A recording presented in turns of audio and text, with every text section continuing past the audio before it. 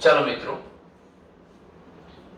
સપુષ્પી વનસ્પતિની બાહ્યકર વિદ્યા chapter number 5 માં આપણે આજે જે વાત કરીએ છીએ કુળ છે સોલેનેસી કુળ. સામાન્ય રીતે સોલેનેસી કુળને આપણે બટાટા કુળ તરીકે પણ ઓળખીએ છીએ.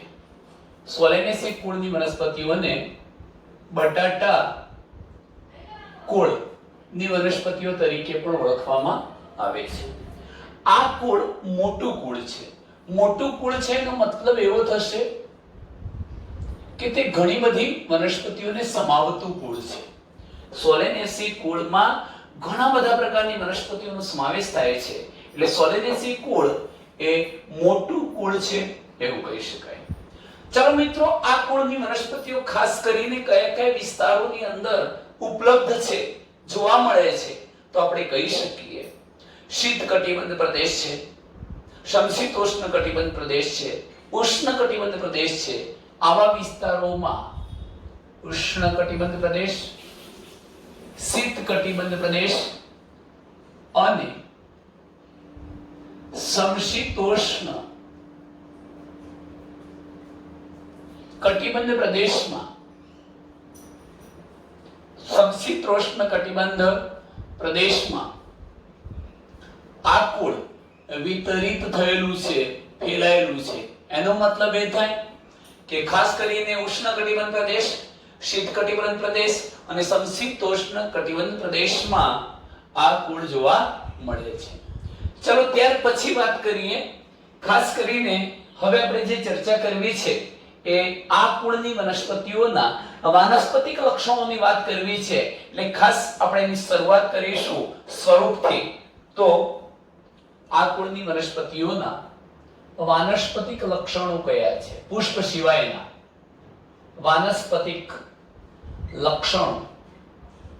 અને આવા વાનસ્પતિક લક્ષણોમાં સર્વપ્રથમ આપણે ચર્ચા કરવી છે સ્વરૂપની. સ્વરૂપ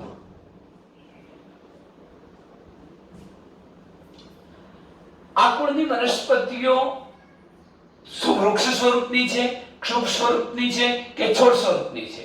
તો મિત્રો, સોલેનેસી કુળની મોટા ભાગની જે વનસ્પતિઓ છે એ વનસ્પતિઓ મુખ્યત્વે તો છોડ સ્વરૂપની છે. મોટા ભાગની વનસ્પતિ મુખ્યત્વે છોડ સ્વરૂપની છે. હા, ક્યારેક ક્ષુપ સ્વરૂપની હોઈ શકે અને ભાગ્યે જ વૃક્ષ સ્વરૂપની હોઈ શકે. તો એમ કહી શકીએ સ્વરૂપ તો આ કુળની મોટા ભાગની વનસ્પતિઓ, મોટા ભાગની વનસ્પતિ એટલે મુખ્યત્વે મોટા ભાગની વનસ્પતિ છોડ સ્વરૂપે છે. ક્યારેક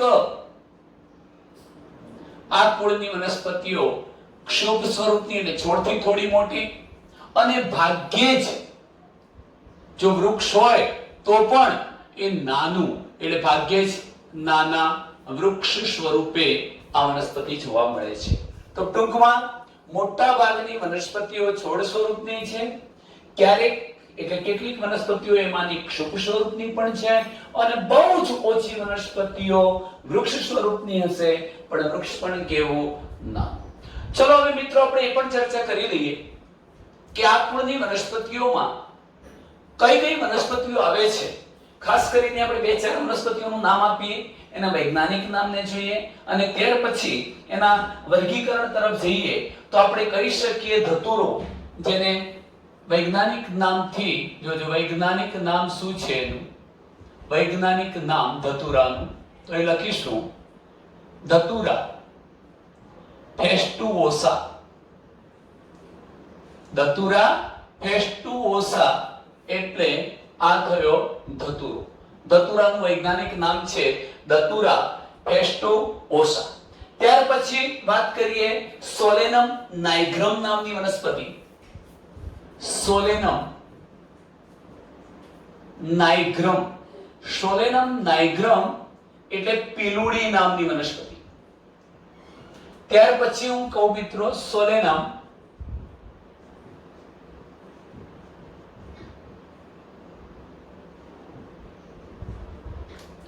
આ શબ્દ લખ્યો છે પેલું સોલેનમ નાઇગ્રમ એટલે પીલુડી, અને સોલેનમ મેલેન્જેના નો મતલબ થશે મિત્રો રીંગણ. સોલેનમ મેલેન્જોના એટલે રીંગણ. અને એકાદ ઉદાહરણ બીજું લઈ લઈએ. સોલેનમ ટ્યુબરોઝમ એટલે કે બટાટા. તો ધતુરો, પીરુડી, રીંગણ, બટાકા આવી જે વનસ્પતિઓ છે એના આપણે વૈજ્ઞાનિક નામ પણ લખી દીધા છે કે ધતુરા પેસ્ટુઓસા, સોલેનમ નાઇગ્રમ, સોલેનમ મેલેન્જેના અને સોલેનમ ટ્યુબરોઝમ. આ વનસ્પતિઓ આ કુળની અંદર સમાવિષ્ટ છે. આવી વનસ્પતિઓ બીજી ઘણી વનસ્પતિઓ છે, આપણે થોડા જ ઉદાહરણો અહીંયા આપ્યા છે. હવે જો આપણે આ કુળનું વર્ગીકરણ લઈએ છીએ, આ કુળમાં સમાવેશ વનસ્પતિઓનું, આ કુળમાં સમાવિષ્ટ વનસ્પતિઓનું જો આપણે વર્ગીકરણ કરવું છે તો વર્ગીકરણમાં સર્વપ્રથમ શરૂઆત કરવી છે આપણે વર્ગથી. હું અહીંયા સાઈડમાં લખતો જઈશ કે વર્ગ દ્વિદળી. આ વનસ્પતિઓનો વર્ગ દ્વિદળી છે. એનો મતલબ કે બીજની અંદર બે બીજપત્રોની હાજરી જોવા મળે છે. ચાલો વર્ગ પછી આપણે ઉપવર્ગની વાત કરીએ તો ઉપવર્ગ છે યુક્ત દલા. યુક્ત એટલે જોડાયેલા, દલા એટલે દલપત્રો. તો આ કુળની વનસ્પતિઓમાં દલપત્રો એકબીજા સાથે જોડાયેલા છે. યુક્ત દલા વનસ્પતિ કહેવાય. જો આ કુળની શ્રેણીની વાત કરીએ છીએ, શ્રેણી, તો શ્રેણી થાય બાય કાર્પેલિટી. બાય એટલે બે, કાર્પેલ એટલે સ્ત્રી કેસર. બે સ્ત્રી કેસર વાળું સ્ત્રી કેસર ધરાવતી વનસ્પતિઓ, દ્વિસ્ત્રી કેસરી સ્ત્રી કેસર ધરાવતી વનસ્પતિઓની શ્રેણી છે બાય કાર્પેલિટી. ત્યાર પછી આપણે ગોત્રની વાત કરીએ તો ગોત્ર આવશે મિત્રો પોલિમોનિયસ. એનો મતલબ એ થાય કે બીજાશયના પોલાણમાં અંડકોની સંખ્યા વધુ. પોલી એટલે વધુ, મોનિયસ એટલે અંડકો, પોલિમોનિયસ અંડકોની સંખ્યા વધુ. અને જો હું છેલ્લે કુળની વાત કરું છું તો આ બધી જ વનસ્પતિઓનું કુળ છે સોલેનેસી. તો આ પ્રકારે આ કુળની વનસ્પતિઓનું વર્ગીકરણ કરી શકાય. વર્ગ દ્વિદળી, ઉપવર્ગ યુક્તદલા, શ્રેણી બાયકાર્પેલિટી, ગોત્ર પોલિમોનિયસ અને કુળ છે સોલેનેસી. હવે મિત્રો સ્વરૂપની વાત કરી દીધી હતી કે મોટા ભાગની વનસ્પતિઓ છોડ સ્વરૂપની જ છે. એમાંની કેટલીક વનસ્પતિ ક્યારેક શુક સ્વરૂપની પણ હોઈ શકે, અને જો વૃક્ષ સ્વરૂપની હોય તો વૃક્ષ નાનું છે, પણ આવું ભાગ્યે જ જોવા મળે છે. આ કુળની મોટા ભાગની વનસ્પતિઓ તો કેવા સ્વરૂપની છે? છોડ સ્વરૂપની. હવે આપણે વાનસ્પતિક લક્ષણોમાં મિત્રો સર્વપ્રથમ સ્વરૂપ પછીની જો વાત કરવા માંગીએ છીએ તો આપણે ચર્ચા કરીશું પ્રકાંડની. પ્રકાંડ કેવું છે? તો આ કુળની વનસ્પતિઓના પ્રકાંડની વાત કરીએ છીએ. પ્રકાંડ શાકીય છે. પ્રકાંડ કેવા? શાકીય. શાકીયનો મતલબ શું થાય છે? તો પ્રકાંડ શાકીયનો મતલબ એ થશે કે થોડુંક પાતળું અને નાની નાની શાખા ધરાવતું. બહુ કાષ્ટીય ન હોય, ઝાડું લાકડું આપતું ન હોય, ત્યારે આપણે એને શું કહીશું? શાકીય. તો પ્રકાંડ શાકીય. ક્યારેક એટલે આ કુળની કેટલીક વનસ્પતિઓ કાષ્ટીય. કાષ્ટીયનો મતલબ એવો થાય કે સુકાઈ જઈને જાણે આપણને બળતણ માટેનું લાકડું પણ પૂરું પાડી શકે એવી કેવી કાષ્ટીય અથવા કાષ્ઠીય પણ લખાય. તો મોટા ભાગે તો શાકીય હોય છે, ક્યારેક આ કુળની વનસ્પતિ કાષ્ટીય. આ વનસ્પતિઓના પ્રકાંડ હવાઈ. હવાઈનો મતલબ હવામાં. હા, કેટલીક વનસ્પતિના પ્રકાંડ આપણે બટાકા વગેરેનું જોઈશું તો ભૂમિગત પ્રકાંડ પણ હોઈ શકે, પણ મોટા ભાગની વનસ્પતિના પ્રકાંડ કેવા છે? હવાઈ. એટલું જ નહીં, હવાઈ છે અને સીધા છે. પ્રકાંડ હવાઈ, સીધા, આવું આપણે કહી શકીએ. મિત્રો સાથે સાથે પ્રકાંડ હંમેશા આ પેનની જેમ નળી જેવું નળાકાર હોય છે, એટલે એ વનસ્પતિઓના પ્રકાંડ કેવા છે કહી શકાય? નળાકાર. તો પ્રકાંડ છે નળાકાર અને નાની મોટી શાખા ધરાવતા હોવાથી આપણે કહી શકીએ પ્રકાંડ શાખિત છે. તો પ્રકાંડની અંદર આટલા મુદ્દા લઈશું: શાકીય, ક્યારેક કાષ્ટીય, હવાઈ પ્રકાંડ, સીધા પ્રકાંડ, નળાકાર હોય છે અને શાખાઓ નાની નાની શાખા ધરાવતા શાખિત પ્રકાંડ હોય છે. હવે આ પ્રકાંડ મોટા ભાગની વનસ્પતિઓમાં મજબૂત હોય છે, પણ ક્યારેક પોલા પણ હોય એટલે આપણે આ પણ શબ્દ લખીએ છીએ કે પ્રકાંડ મજબૂત હોય કાં તો પછી પ્રકાંડ પોલું પણ હોઈ શકે. તો પ્રકાંડ મજબૂત કે પોલું, આ પ્રકાંડ પર એની સપાટી પર નાના રોમ હોય તો એને રોમમય પ્રકાંડ કહેવાય. તો શું લખીશું? જરૂરી નથી કે આ કુળની બધી જ વનસ્પતિના પ્રકાંડ રોમમય હોય, કેટલાકમાં રોમો હોતા નથી, એટલે પ્રકાંડ રોમમય કે રોમ વિહીન. રોમમય કે કેટલીક વનસ્પતિમાં પ્રકાંડ કેવા હોય છે? રોમ વિહીન હોય છે. તો પ્રકાંડ રોમમય કે રોમ વિહીન. આટલે સુધીની ચર્ચા મિત્રો આપણે શાની કરી દીધી છે? પ્રકાંડમાં. હવે અહીં જોજો, હું એક શબ્દ અગાઉ તમને કહી ચૂક્યો છું કે જો આપણે બટાકાના પ્રકાંડની વાત કરીએ છીએ તો બટાકામાં પ્રકાંડ કેવું જોવા મળે છે? ભૂગર્ભીય. એટલે એ પણ લખી દઈએ કે બટાટામાં પ્રકાંડ ભૂગર્ભીય અથવા ભૂમિગત હોય છે. ચાલો, આ મુદ્દો થયો પ્રકાંડનો. હવે પ્રકાંડ પછી જો આપણે ક્રમમાં વર્ણન લેવું હોય તો કયો મુદ્દો આવશે? પર્ણો આવે. મિત્રો થોડીક વાત કરી દઉં આ કુળની વનસ્પતિઓના પર્ણોની.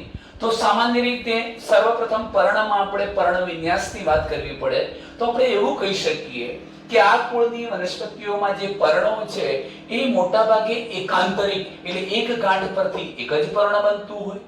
પર્ણ સાદું છે. સાદું છે નો મતલબ કે સંયુક્ત નથી, એટલે કે એકાંતરિક, સાદા. અને જો કદાચ આ કુળની કેટલીક વનસ્પતિઓના પર્ણ સંયુક્ત હોય તો એમાં કેવા સંયુક્ત? પિંછાકાર અથવા પક્ષવત સંયુક્ત પર્ણો જોવા મળે છે. તો આટલા મુદ્દાને આપણે નોંધીએ છીએ. પર્ણોમાં પર્ણો મોટા ભાગની વનસ્પતિમાં કેવા છે? એકાંતરિક પર્ણ વિન્યાસ ધરાવતા. એકાંતરિક પર્ણ વિન્યાસ. પછી કહી શકાય પર્ણો મોટા ભાગે સાદા હોય છે. ક્યારેક એટલે આ કુળની કેટલીક વનસ્પતિઓમાં સંયુક્ત પર્ણ પણ હોઈ શકે. અને જો સંયુક્ત પર્ણ હોય તો એ કેવું હોય છે? પિંછાકાર સંયુક્ત પર્ણ, જેના માટે આપણે બીજો શબ્દ વાપરી શકીએ પક્ષવત સંયુક્ત પર્ણ. તો એકાંતરિક, સાદા. ક્યારેક આ કુળની વનસ્પતિઓમાં સંયુક્ત પર્ણો, પિંછાકાર સંયુક્ત પર્ણો જોવા મળે છે મિત્રો. આ પર્ણો અનુપપર્ણીય છે. આ કુળની વનસ્પતિના પર્ણો અનુપપર્ણીય. અનુપપર્ણીય. અનુપપર્ણીય એટલે ઉપપર્ણ ન ધરાવતા. અનુપપર્ણીય પર્ણો એટલે ઉપપર્ણો ન ધરાવતા પર્ણો, એવો શબ્દ વાપરી શકાય. અને મારે શિરાવિન્યાસની વાત કરવી છે તો પર્ણોમાં દ્વિદળી વનસ્પતિ હોવાથી ઝાલાકાર શિરા વિન્યાસની હાજરી જોવા મળે છે. આટલા મુદ્દા આપણે નોંધીશું પર્ણની અંદર. મિત્રો પર્ણ પછી આમ તો ખાસ કરીને તમને કહી દઉં કે મૂળ પ્રકાંડની પર્ણનો ઉલ્લેખ થઈ જાય. અહીંયા મૂળનો ઉલ્લેખ કર્યો નથી, પણ મૂળ પણ કેવા હોય છે? દ્વિદળી વનસ્પતિ એટલે સોટી મૂળ તંત્ર, એવો ઉલ્લેખ આપણે કરી શકીએ. એના પર ગાંઠોની હાજરી હોતી નથી. હવે આ લક્ષણો, વાનસ્પતિક લક્ષણો પૂરા થયા પછી આપણે પુષ્પીય લક્ષણની વાત કરવી છે. તો અહીંયા બીજા નંબરના મુદ્દા તરફ જઈશ. પુષ્પીય લક્ષણો. પુષ્પ સાથે સંબંધિત પુષ્પીય લક્ષણોની વાત કરું છું તો પુષ્પીય લક્ષણોમાં આપણે સર્વપ્રથમ લક્ષણ તરીકે કયો ટોપિક લેવો પડશે? પુષ્પ વિન્યાસ. અહીંયા હું બતાવીશ. પુષ્પ વિન્યાસ. આ કુળમાં સમાવેશ પામતી વનસ્પતિઓના પુષ્પની ગોઠવણી એટલે કે પુષ્પ વિન્યાસ કેવો છે? મિત્રો પુષ્પ વિન્યાસ એકાકી. એકાકીનો મતલબ કે ટોચે એક જ પુષ્પનું નિર્માણ થાય એવું હોઈ શકે, કાં તો પુષ્પ કક્ષમાંથી નિર્માણ પામ્યો હોય એટલે કક્ષીય પુષ્પ વિન્યાસ પણ હોઈ શકે, અને એ પરિમિત પણ હોઈ શકે. એટલે હું અહીંયા આટલા શબ્દો લખું છું: એકાકી, આમ કરીને લખીશ કક્ષીય. એક ટોચે એક હોય, કાં તો કક્ષમાંથી ઉદ્ભવ્યું હોય, પણ પુષ્પ વિન્યાસ પરિમિત. પરિમિતનો મતલબ મર્યાદિત. સમય જતા પુષ્પની ટોચે આવેલી અગ્રકલિકા પ્રકારની ટોચે આવેલી અગ્રકલિકા પુષ્પમાં પરિણમી જશે, પરિણામે પુષ્પ વિન્યાસ અક્ષની વૃદ્ધિ અટકી જવાની, એટલે આપણે એ પ્રકારના પુષ્પ વિન્યાસને પરિમિત પ્રકારનો પુષ્પ વિન્યાસ કહીશું. મિત્રો હવે આપણે પુષ્પની વાત કરવી છે. પુષ્પ વિન્યાસ પછીનો બીજો મુદ્દો લઈએ છીએ, પુષ્પ કેવું હોય છે. તો સામાન્ય રીતે આ કુળની વનસ્પતિઓના પુષ્પ નિયમિત હોય છે. નિયમિત એટલે લંબધરીએ થી કાપતા, ગમે તે તલેથી કાપતા બે સરખા ભાગમાં વહેંચી શકાય. સંપૂર્ણ હોય છે. સંપૂર્ણનો મતલબ કે વજ્રચક્ર, દલચક્ર, પુંકેસર ચક્ર, સ્ત્રીકેસર ચક્ર બધા જ ભાગો ધરાવે છે. સંપૂર્ણ છે, નિયમિત છે, દ્વિલિંગી છે, એટલે સ્ત્રીકેસર અને પુંકેસર બંને આવેલા છે. નિયમિત, સંપૂર્ણ, દ્વિલિંગી. મોટા ભાગે આ કુળની વનસ્પતિઓમાં 5 વજ્રપત્ર, દલપત્ર અને પુંકેસરો હોવાથી પુષ્પ પંચાવયવી છે એવું કહી શકાય. નિયમિત, સંપૂર્ણ, દ્વિલિંગી, પંચાવયવી પુષ્પ છે એવું કહી શકાય.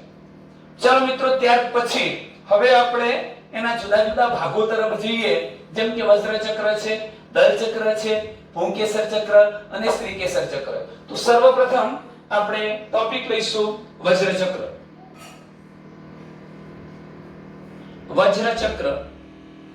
વજ્રચક્રની રચના કરતા વજ્રપત્રોની સંખ્યા 5 છે. એટલે 5 વજ્રપત્રો વજ્રચક્રમાં, 5 વજ્રપત્રો એકબીજા સાથે જોડાયેલા હોવાથી યુક્ત વજ્રપત્રી. શું લખીશું શબ્દ?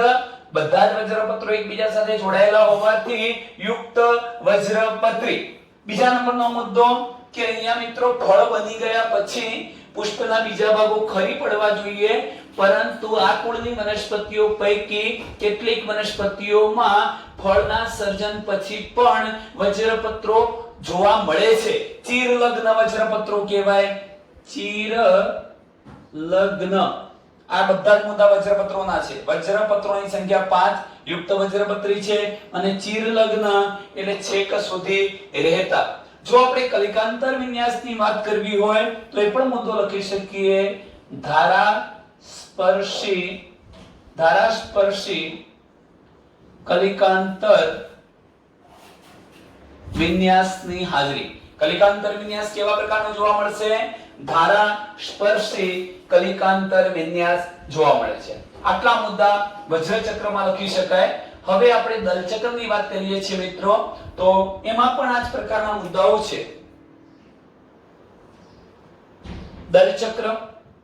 દલચક્રની રચના કરતા દલપત્રોની સંખ્યા પણ કેટલી છે? 5 છે. દલપત્રોની સંખ્યા કેટલી થશે? 5. પેલાની જેમ જ શું શબ્દ લખ્યો તો? યુક્ત. તો અહીંયા પણ યુક્ત દલપત્રી. દલપત્રો એકબીજા સાથે જોડાયેલા. અને કલિકાંતર વિન્યાસની વાત કરો છો તો એ પણ ધારાસ્પર્શી. કૌંસમાં લખી દઈએ, ટૂંકમાં લખીએ. કલિકાંતર વિન્યાસ કેવા પ્રકારનો છે? ધારાસ્પર્શી કલિકાંતર વિન્યાસ જોવા મળે છે. દલચક્ર પછી હું વાત કરું છું પુંકેસર ચક્રની, તો પછીનો મુદ્દો આવશે મિત્રો પુંકેસર ચક્ર. આ પુંકેસર ચક્રમાં પુંકેસરોની સંખ્યા 5 છે. પુંકેસરોની સંખ્યા 5 છે. 5 પુંકેસરો દલપત્રો સાથે જોડાયેલા હોય છે. આ કુળની વનસ્પતિમાં દલ લગ્ન અથવા દલ સંલગ્ન પુંકેસર. પુંકેસર ચક્રમાં પુંકેસરોની સંખ્યા 5 હતી. 5 પુંકેસરો કેવા? દલ સંલગ્ન. ચલો હવે આપણે વાત કરીએ છીએ સ્ત્રીકેસર ચક્રની. તો ત્યાર પછીનો ટોપિક છે સ્ત્રીકેસર ચક્ર. આ સ્ત્રીકેસર ચક્રમાં સ્ત્રીકેસરોની સંખ્યા 2 છે. એટલે દ્વિ સ્ત્રી કેસરી, બે સ્ત્રી કેસરો ધરાવતું દ્વિસ્ત્રી કેસરી. સાથે સાથે એ પણ મુદ્દો યાદ રાખજો, બંને સ્ત્રી કેસરો એકબીજા સાથે જોડાયેલા છે એટલે યુક્ત સ્ત્રી કેસરી. દ્વિયુક્ત સ્ત્રી કેસરી પણ તમે લખી શકો, દ્વિસ્ત્રી કેસરી. સ્ત્રી કેસર ચક્રમાં બે સ્ત્રી કેસરો, બંને સ્ત્રી કેસરો એકબીજા સાથે જોડાઈ ગયેલા એટલે યુક્ત સ્ત્રી કેસરી. એમનું જે બીજાશય છે એ બીજાશય કેવું કહેવાય? ઉચ્ચસ્થ અથવા ઉર્ધ્વસ્થ. બીજાશય ઉર્ધ્વસ્થ એનો મતલબ કે પુષ્પના બીજા બધા જે ભાગો હતા, વજ્રચક્ર, દલચક્ર, પુંકેસર, એ બધા જ નીચેથી નિર્માણ પામશે અને બીજાશય ઉપર રહી જાય એટલે બીજાશયને આપણે શું કહી શકીએ? ઉર્ધ્વસ્થ પ્રકારનું બીજાશય. બીજાશયની અંદર પોલાણોની સંખ્યા 2 હોય છે એટલે દ્વિકોટરીય. આપણે મુદ્દો નોંધીશું કે દ્વિકોટરીય, બે કોટરો. બીજાશયના પોલાણમાં 2 કોટરો, દ્વિકોટરીય. સાથે સાથે એના જરાય વિન્યાસની વાત કરીએ તો અક્ષવર્તી જરાય વિન્યાસની હાજરી જોવા મળે. દ્વિકોટરી અક્ષવર્તી જરાય વિન્યાસ અને દરેક કોટરમાં અંડકોની જે સંખ્યા છે એ અંડકો ઘણા, અંડકોની સંખ્યા વધુ હોય. ચાલો આટલે સુધીનું વર્ણન થઈ ગયું સ્ત્રી કેસર ચક્રનું. હવે મિત્રો સ્ત્રી કેસર ચક્ર પછી સીધું ફળ આવી જાય અને પછી બીજનો મુદ્દો. તો આ કુળની વનસ્પતિનું જે ફળ છે એ અનષ્ઠીલા પ્રકારનું હોય છે. ફળ કેવા પ્રકારનું? અનષ્ઠીલા. આ તમે અગાઉ ભણી ચૂક્યા છો. અનષ્ઠીલાનો મતલબ થાય છે વચ્ચે અંતઃફલાવરણ કઠણ હોતું નથી, ફળિયો કે ગોટલો બનતો નથી. કાં તો પછી કેટલીક વનસ્પતિમાં પ્રાવર ફળ, પ્રાવર જેમ કે ધતુરો, એટલે કે જે વનસ્પતિનું ફળ પરિપક્વ થઈ ગયા પછી એક કરતા વધુ ધારથી સ્ફોટન પામતું હોય એને આપણે પ્રાવર ફળ કહીશું. તો આ કુળની વનસ્પતિઓમાં ફળ કેવું જોવા મળશે? કેટલીક વનસ્પતિમાં પ્રાવર પ્રકારનું ફળ. અને જો હું બીજની વાત કરું તો મિત્રો અંડકો ઘણા હતા, અંડકો વધુ હતા. મેં અહીંયા બતાવ્યું છે જો અંડકોની સંખ્યા વધુ હોય તો બીજ પણ વધુ હોય એટલે આપણે આપણો મુદ્દો લખીએ છીએ બીજ ઘણા, વધુ, ઘણા બીજ. બીજ કેવા હોય? વધુ પડતા. તો અને છેલ્લે એ પણ કહેવાય કે ખાસ કરીને આ વનસ્પતિના બીજ છે, બુકમાં ભ્રૂણપોષી લખ્યું છે પણ આપણે દ્વિદળી વનસ્પતિના બીજને જાણીએ છીએ અભ્રૂણપોષી બીજ. હા, કેટલીક હોઈ શકે ભ્રૂણપોષી બીજ વાળી, પણ મોટા ભાગની વનસ્પતિઓ અભ્રૂણપોષી બીજ ધરાવતી હોય છે. ચલો મિત્રો, વર્ણનના આટલા મુદ્દામાં પ્રકાંડ, પર્ણો સુધીનો મુદ્દો તો એ વનસ્પતિક લક્ષણો. પુષ્પીય લક્ષણોમાં પુષ્પ વિન્યાસ, પુષ્પ કેવું છે, વજ્રચક્ર, દલચક્ર, પુંકેસર, સ્ત્રીકેસર ચક્ર, ફળ અને બીજની ચર્ચા કરી. હવે આપણે એના પુષ્પીય સૂત્ર તરફ જઈએ છીએ. પુષ્પીય સૂત્ર શું છે? આ કુળની વનસ્પતિઓનું પુષ્પીય સૂત્ર.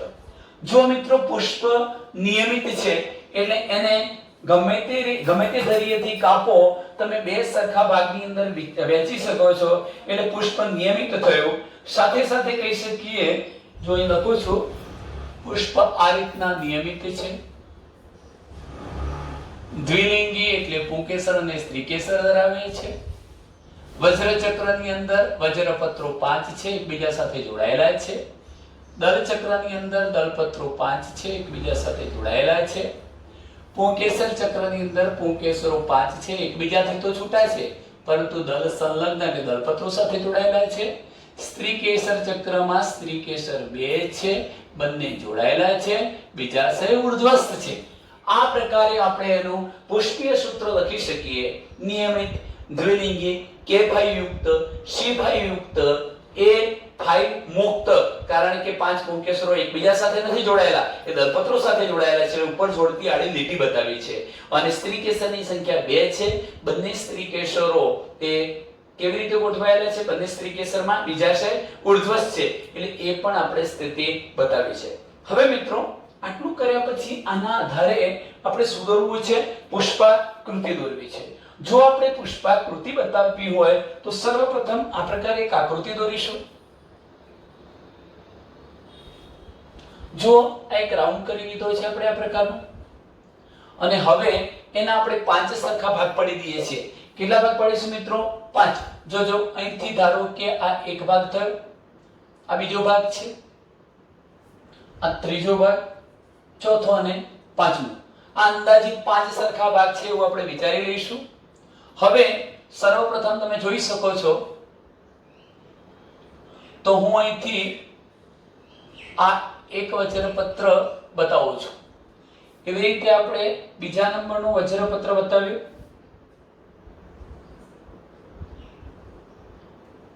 3 4 વજ્રપત્રો અને આ 5 વજ્રપત્રો. 5 વજ્રપત્રો એકબીજાથી જોડાયેલા છે, યુક્ત છે, કે આપણે યુક્ત સ્થિતિ બતાવી દઈએ.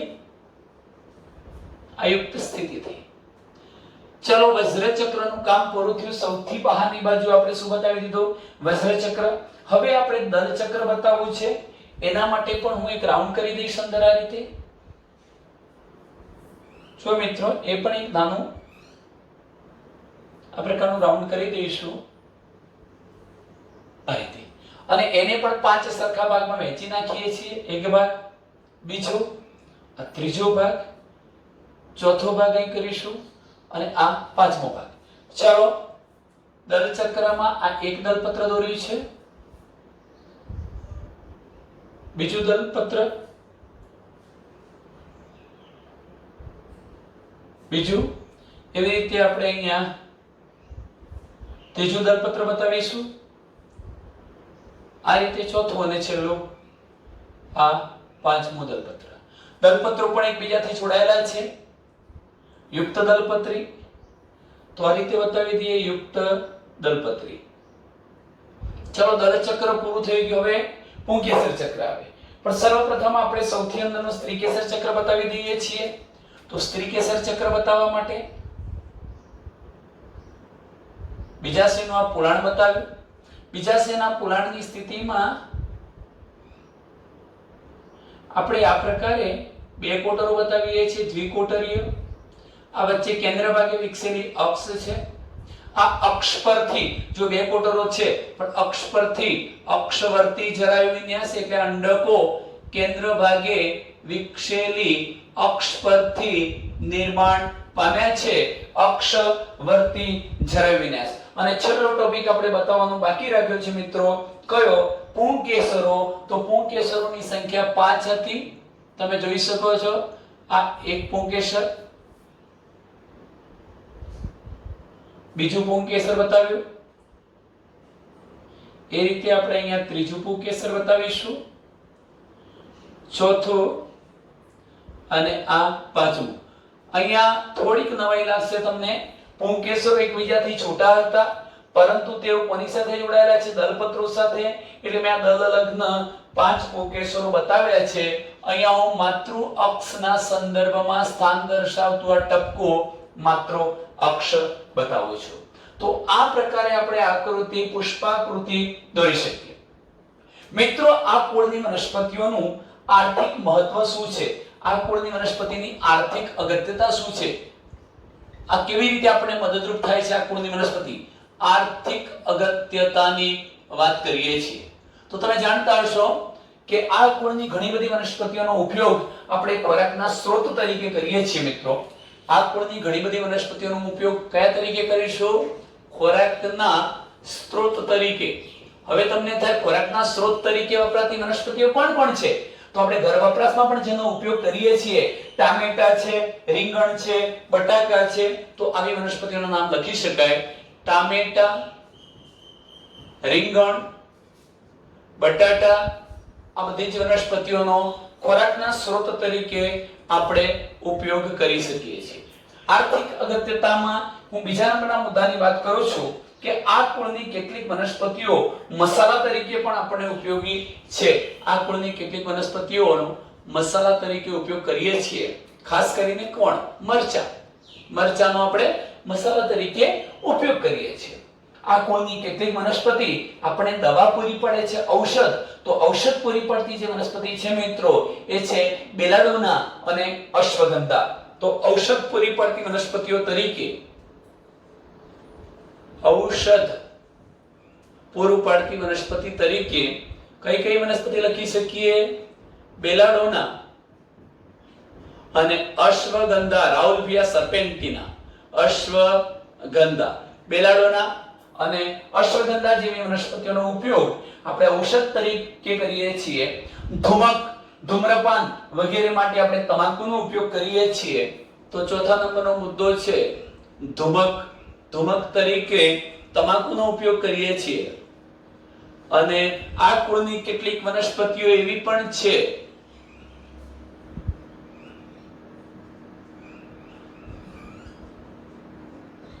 કે જેનો ઉપયોગ આપણે ઘરની અંદર સુશોભન માટે કરીએ છીએ, ઘરની બહાર કુંડા વગેરેમાં. તો પેટુનિયા નામની વનસ્પતિ, શું નામ છે? પેટુનિયા નામની વનસ્પતિ. મિત્રો, આ સોલેનેસી કુળ પૂરું થયું. ખાસ કરીને આ કુળની અંદર પુષ્પસૂત્ર, પુષ્પાકૃતિ, આર્થિક અગત્યતા આ મુદ્દાઓ પર વિશેષ ધ્યાન રાખવાનું. ત્યાર પછી ક્યારેક આ પુષ્પીય લક્ષણો પણ પૂછી શકાય. હવે આ પાઠની અંદર આપણે એક છેલ્લું કુળ જે બાકી છે, લિલિએસી કુળ, એની ચર્ચા કરીએ છીએ મિત્રો. તો હવે અહીં ધ્યાન રાખજો. લિલિએસી કુળ માટે બીજો શબ્દ છે લીલી કુળ.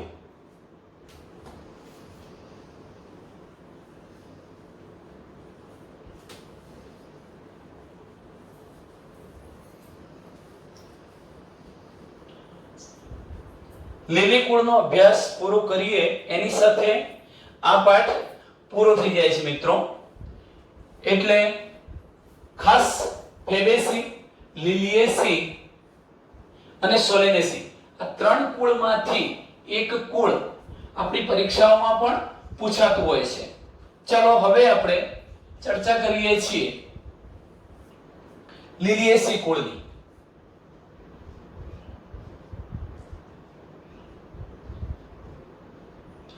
લિલિએસી કુળનું વર્ણન કરો. આ લિલિએસી કુળ માટે બીજો એક શબ્દ છે, એને લીલી કુળ પણ કહેવાય. લીલી કુળ, લીલી કુળની વનસ્પતિઓનું વર્ણન કરો. લિલિએસી કુળની વનસ્પતિઓનું વર્ણન કરો. લિલિએસી કુળમાં સર્વપ્રથમ આપણે એના વર્ગીકરણ તરફ જતા રહીએ અને ત્યાર પછી આ કુળમાં કેવી વનસ્પતિઓ હોઈ શકે તો એ વનસ્પતિઓમાંથી બે ત્રણ વનસ્પતિઓને આપણે વૈજ્ઞાનિક નામ પણ આપી દઈએ. તો સર્વપ્રથમ મિત્રો હું લખું છું અહીંયા વર્ગીકરણ. આ કુળની વનસ્પતિઓનું જો આપણે વર્ગીકરણ કરવું હોય, આ કુળમાં સમાવેશિત વનસ્પતિઓનું વર્ગીકરણ કરવું છે તો આપણે શરૂઆત વર્ગથી કરીએ છીએ. તો આ કુળની વનસ્પતિઓમાં વર્ગ કયો થાય? એકદળી. એટલે ટૂંકમાં આ કુળ એકદળી વનસ્પતિઓનું પ્રતિનિધિત્વ કરે છે. લિલિએસી કુળમાં સમાવેશ પામતી વનસ્પતિઓ એકદળી છે. એના બીજની અંદર એક જ બીજપત્રની હાજરી હોય એટલે એકદળી કહેવાય. ત્યાર પછી હું શ્રેણીની વાત કરું તો આ કુળની વનસ્પતિઓની શ્રેણી છે કોરોનેરી. કોરોનેરી નામની શ્રેણી. અને છેવટે કુળ કયું? તો કુળ તમે જાણો છો લિલિએસી. બસ આટલું જ વર્ગીકરણ છે. વર્ગ એકદળી, શ્રેણી કોરોનેરી અને કુળ કયું છે? લિલિએસી. હવે આપણે ચર્ચા કરીએ છીએ કે આ કુળની વનસ્પતિમાં જેમ કે ડુંગળી છે, કુંવરપાઠું છે, શતાવરી છે, કંકાસણી છે, આવી વનસ્પતિઓ. તો એના વૈજ્ઞાનિક નામ શું છે? મિત્રો, હું અહીંયા શબ્દ લખું છું એલિયમ સેપા. પહેલો શબ્દ લખું છું એલિયમ સેપા. એલિયમ સેપાનો મતલબ થાય છે ડુંગળી. ડુંગળી, ડુંગળીનું વૈજ્ઞાનિક નામ છે એલિયમ સેપા. હું બીજા નંબરની વનસ્પતિ કુંવરપાઠું લખું છું. કુંવરપાઠું. આ કુંવરપાઠુંનું વૈજ્ઞાનિક નામ છે એસ્પીરેગસ, સોરી એલોવેરા. કયું નામ થશે? એલોવેરા. એલોવેરા એટલે કુંવરપાઠું. અને હવે લખીએ છીએ એસ્પીરેગસ રેસિમોસસ. એસ્પીરેગસ રેસિમોસસ એટલે શતાવરી જેવી કેટલીક વનસ્પતિ. એસ્પેરેગસ પણ કહી શકો, એસ્પીરેગસ પણ બોલાય. એસ્પેરેગસ રેસિમોસસ એટલે શતાવરી જે આરોહી વનસ્પતિ છે મિત્રો, યાદ રાખજો, જેનો પ્રકાંડ હવામાં ટટાર ઊભો રહી શકતો નથી. અને એ જ રીતે ગ્લોરિયોઝા સુપરબા કંકાશની એ પણ આરોહી વનસ્પતિ છે, એ પણ યાદ રાખવાનું. ગ્લોરિયોઝા સુપરબા, ગ્લોરિયોઝા અથવા ગ્લોરિયોસા સુપરબા, ગ્લોરિયોસા સુપરબા વચનાંગ નામની વનસ્પતિ, અથવા એના માટે બીજો શબ્દ છે કંકાશણી નામની વનસ્પતિ. તો ટૂંકમાં આપણે નામ કહી દીધા. એલિયમ સેપા એટલે ડુંગળી, એલોવેરા એટલે કુંવરપાઠું, એસ્પેરેગસ રેસિમોસસ શતાવરી અને ગ્લોરિયોસા સુપરબા. ગ્લોરિયોઝા ન લખવું હોય શબ્દ મિત્ર તો મેં તમને કહ્યું ગ્લોરિયોસા પણ લખી શકો. ગ્લોરિયોસા સુપરબા વચનાંગ કે કંકાશણી. ચલો હવે આપણે લિલિએસી કુળમાં મેં તમને એમ કહ્યું કે આ કુળની વનસ્પતિ એકદળી વનસ્પતિઓનું પ્રતિનિધિત્વ કરે છે અને વિશ્વમાં બધી જ જગ્યાએ આ કુળ વિતરિત છે. એટલે પહેલો એક શબ્દ લખીશું કે વિશ્વમાં, વિશ્વમાં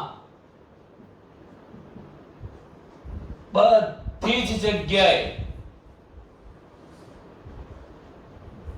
વિતરિત કુળ છે. એટલે આ કુળની વનસ્પતિ દુનિયામાં, સમગ્ર દુનિયાની અંદર બધી જ જગ્યાએ અસ્તિત્વ ધરાવે છે.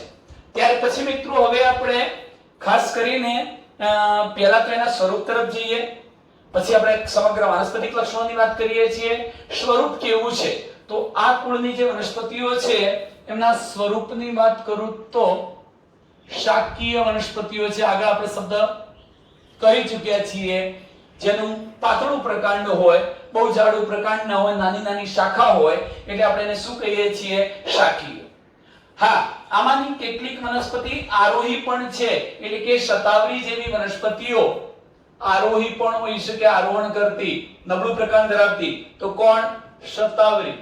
અને મિત્રો મરુદભીદ, શુષ્ક વિસ્તારમાં પણ ઉગતી વનસ્પતિઓ પણ હોઈ શકે. મરુદભીદ જેમ કે રામબાણ જેવી વનસ્પતિઓ મરુદભીદ વિસ્તારમાં પણ ઉગી શકે. હવે વાનસ્પતિક લક્ષણોમાં એ જોઈશું. પહેલું હું અહીંયા લખીશ વાનસ્પતિક લક્ષણો.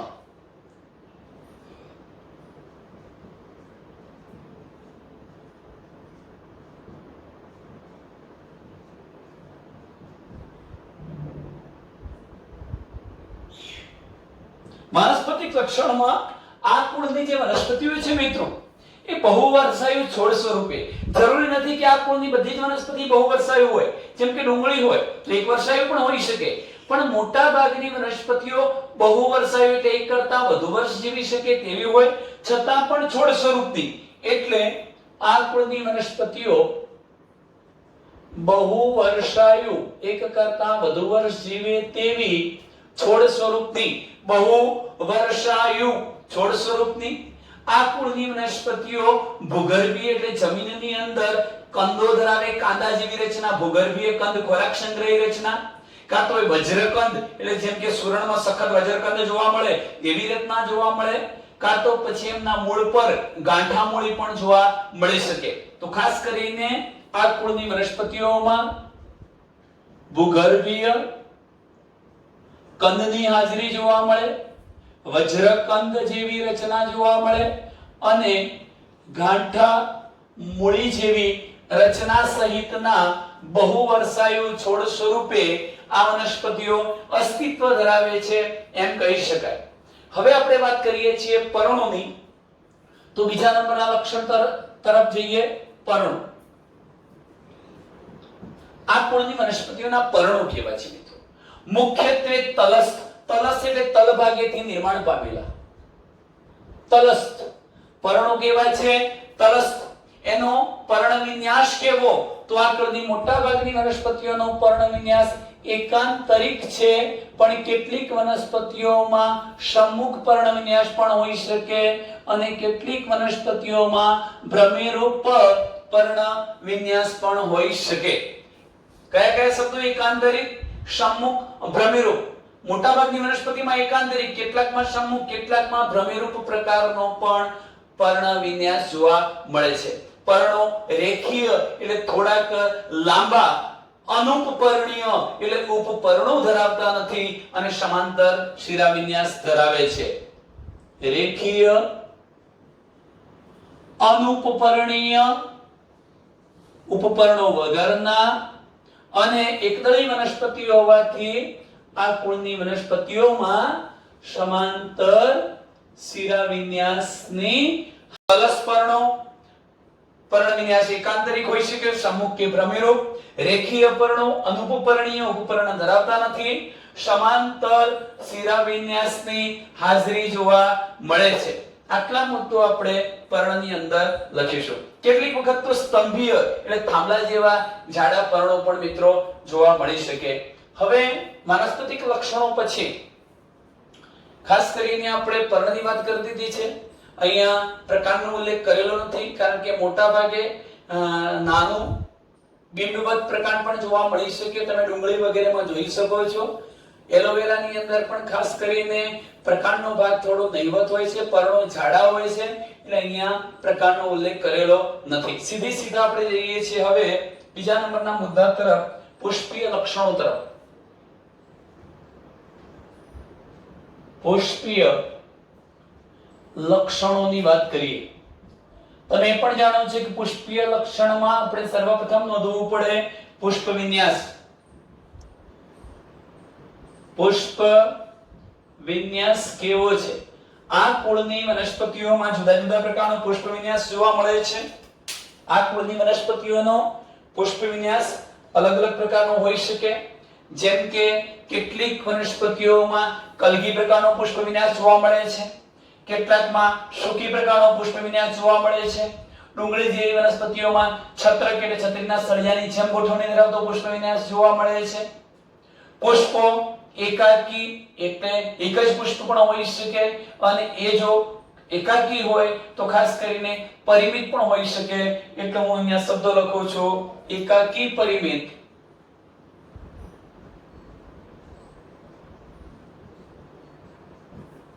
કેટલીક વનસ્પતિમાં કલગી પ્રકારનો જોવા મળે, કેટલાકમાં છત્રક પ્રકારનો પુષ્પ વિન્યાસ જોવા મળે, અને કેટલીક વનસ્પતિમાં શુકી પ્રકારનો પણ પુષ્પ વિન્યાસ જોવા મળે છે. તો આ વાત થઈ મિત્રો પુષ્પ વિન્યાસની.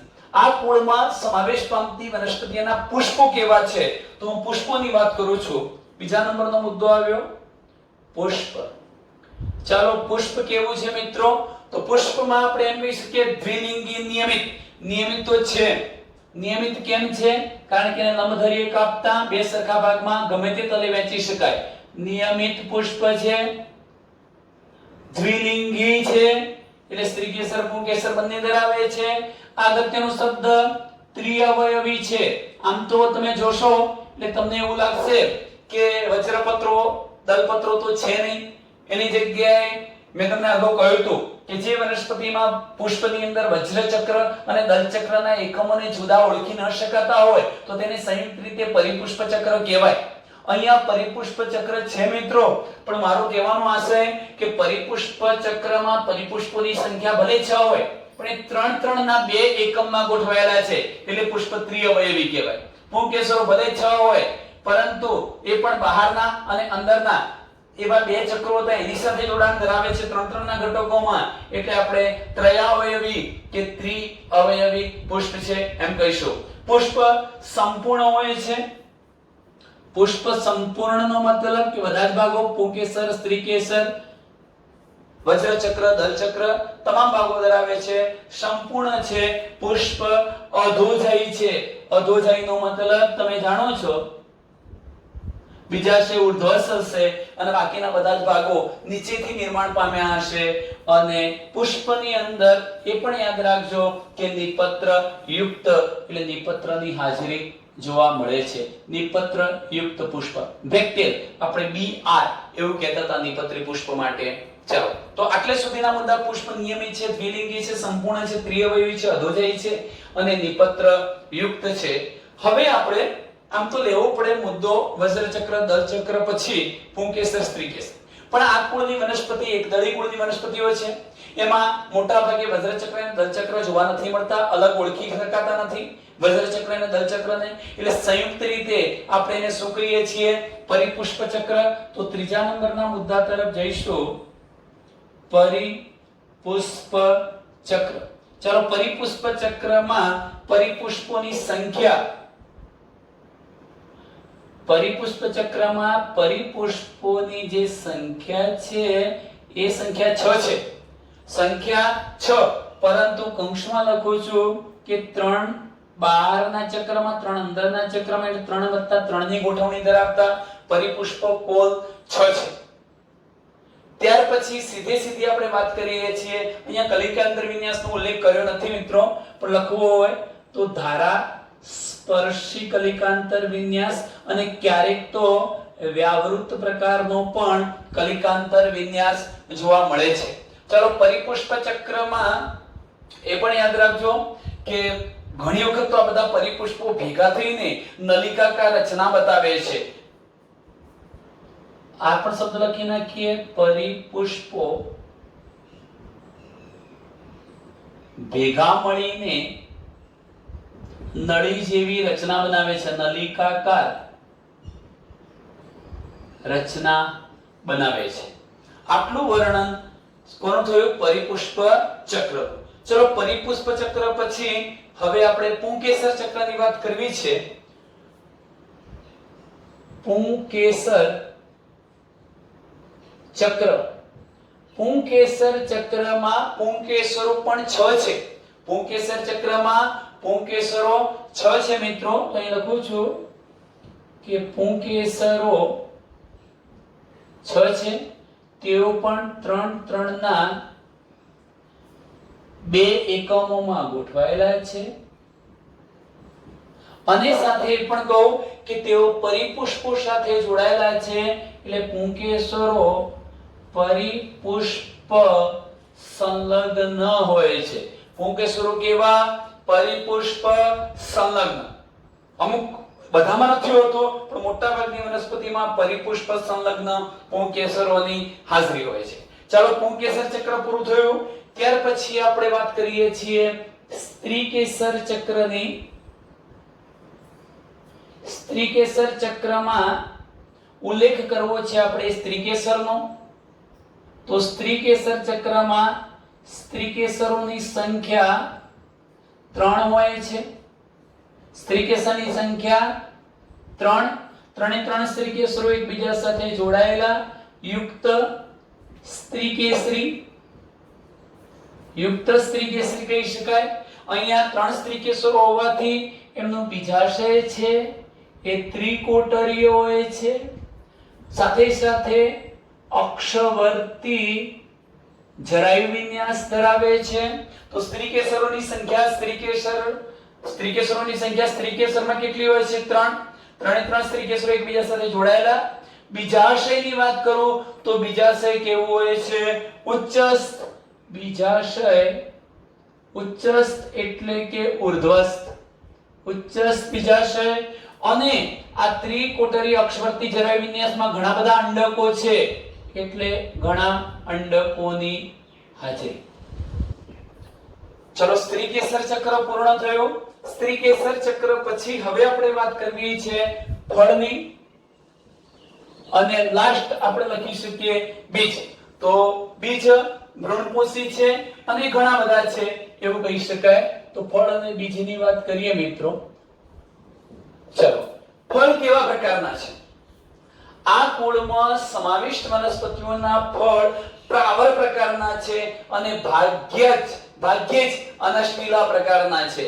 કેવા પ્રકારના? અગાઉ આ શબ્દો ભણી ચૂક્યા છે. પ્રાવર પ્રકારના ફળ જોવા મળે કે પછી ભાગ્યે જ અનષ્ટીલા અથવા અનષ્ટીલા પ્રકારના ફળ જોવા મળે. બીજ ઘણા છે અને સાથે સાથે એકદળી વનસ્પતિ હોવાથી મોટા ભાગે ભ્રૂણ પોષી બીજની હાજરી હોય છે. ચાલો મિત્રો આ પછી છેલ્લે હવે આપણે પુષ્પ સૂત્રની વાત કરીએ છીએ. ફોરલ ફોર્મ્યુલા પુષ્પ સૂત્ર. પુષ્પ સૂત્રમાં યાદ રાખો કે નિપત્રની હાજરી છે એટલે બ્રેકેટ. પુષ્પ નિયમિત છે. પુષ્પ દ્વિલિંગી છે.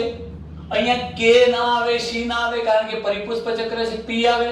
પી માં 6 ની હાજરી, 3 + 3 બે ચક્રમાં ગોઠવાયેલા અને દરેક ચક્રમાં ગોઠવાયેલા પરિપુષ્પો એકબીજા સાથે જોડાયેલા એટલે P3 + 3. હું પુંકેસરની વાત કરું, પુંકેસરો પણ 6 હતા 3 + 3. અહીંયા પુંકેસરો એકબીજાથી છૂટા છે, પરંતુ તે કોની સાથે જોડાયેલા છે? પરિપુષ્પો સાથે સંલગ્ન છે. સ્ત્રીકેસર ચક્રમાં સ્ત્રીકેસરો 3 છે, જોડાયેલા છે, અને બીજાશય કેવું છે? ઉર્ધ્વસ્થ. ચલો મિત્રો, હવે જે પુષ્પ સૂત્ર દોર્યું એના આધારે જ આપણે પુષ્પાકૃતિ બતાવી છે. પુષ્પાકૃતિ બતાવવા માટે આટલી બાબત જુઓ તમે કે હું આ એક રીતે આછો સ્કેચ બનાવી દઉં છું. એની સાથે જ એક બીજો આ પ્રકારનો આછો સ્કેચ બનાવી દો, કારણ કે બે ચક્રમાં આપણે પરિપુષ્પોની ગોઠવણી બતાવી છે. તો હવે શું કરી શકાય? પહેલો મુદ્દો કે હું અહીંયાથી આટલા ભાગની અંદર, ધારો કે આટલા ભાગની અંદર એક પરિપુષ્પ બતાવું છું. હું અહીંયાથી આ બીજા ભાગની અંદર ધારો કે બીજું પરિપુષ્પ બતાવું છું અહીંયાથી, અને હું અહીંયા ક્યાંક એક ત્રીજું પરિપુષ્પ બતાવી દઉં છું. મિત્રો, આટલામાં આટલો ભાગ છોડી દઈએ. આટલો ભાગ છોડી દઈને અહીંયા એક ત્રીજું બતાવી દઈએ છીએ. તો એનો મતલબ એવો થયો, જો સર્વપ્રથમ આ એક દોર્યું, એક થયું. અહીંથી આપણે બીજા ભાગને દોરીએ છીએ.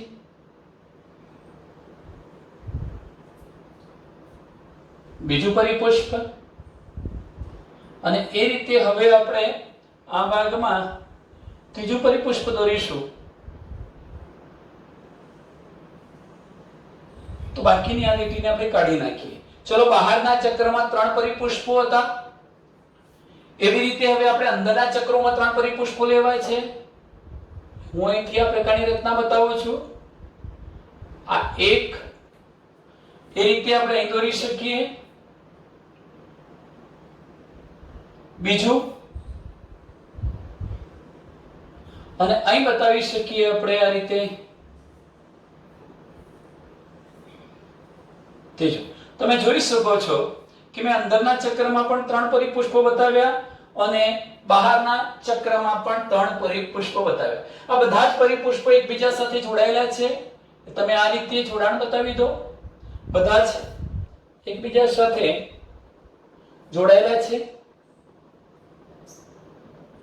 આ પ્રકારે આપણે જોડાણ બતાવી દઈએ છીએ. હવે શું બતાવવું? પુંકેસરો. પણ પુંકેસરો બતાવતા પહેલા સૌથી અંદર આપણે સ્ત્રીકેસર ચક્ર બતાવી દઈશું. આ રીતે આ સ્ત્રીકેસર ચક્રમાં ત્રિકોટરી અક્ષવર્તી જરા વિન્યાસ, એમાં ઘણા બધા અંડકોની હાજરી, અને હવે બતાવે છે આપણે પુંકેસરો. પુંકેસરો આમ તો ભલે એક ચક્રમાં એવું લાગશે, પરંતુ તમે જોજો મિત્રો કે અહીંથી હું અલગ પેનથી બતાવું છું. આમે પહેલા એક બતાવ્યું અંદરની બાજુએ, બીજું બતાવ્યું, અને અહીંયા હું ત્રીજું બતાવું છું. ખરેખર તો આપણ બે ચક્રમાં જ ગોઠવાયેલા એટલે મેં સેજ અંદરની સાઈડ બતાવ્યા છે. અને હવે આ થોડાક આપણે બહારની સાઈડ બતાવીશું, એટલે સ્પષ્ટ ખ્યાલ આવે કે પણ બે ચક્રમાં બહારના અને અંદરના એમ બે ચક્રોમાં જુઓ, આ પહેલા ચક્રમાં પુંકેસરો 3, બીજા ચક્રમાં પુંકેસરો 3 ગોઠવાયેલા છે. અને નિપત્રી હોય તો તમારે અહીંયા આ પ્રકારે નિપત્રની હાજરી પણ બતાવવી પડે. નિપત્ર અને માતૃ અક્ષના સંદર્ભમાં સ્થાન દર્શાવતું ચિહ્ન ટપકો. ચાલો મિત્રો, લાસ્ટ પોઈન્ટ કે આ કુળની વનસ્પતિઓની આર્થિક અગત્યતા શું છે, આર્થિક મહત્વ શું છે. આ કુળની વનસ્પતિઓનું આર્થિક મહત્વ સમજીએ તો પહેલો મુદ્દો લખી શકીએ કે આ કુળમાં સમાવેશિત ઘણી બધી વનસ્પતિઓ સુશોભન માટે વપરાય છે. સુશોભન, સુશોભન, સુશોભન માટે ઉપયોગ થતી હોય તેવી વનસ્પતિનું નામ મિત્રો ટ્યુલિપ. કયું નામ છે? ટ્યુલિપ અને વચનાંગ. ટ્યુલિપ અને વચનાંગ કંકાશની નામની વનસ્પતિઓ સુશોભન માટે ઉપયોગી છે. ઔષધ આપતી વનસ્પતિ તરીકે કુંવારપાઠું. ઔષધ પૂરી પાડતી વનસ્પતિ છે કુંવારપાઠું. ઔષધ તરીકે વળતી વનસ્પતિ કુંવારપાઠું, અને શાકભાજી તરીકે આપણે જેનો ઉપયોગ કરીએ છીએ શતાવરી.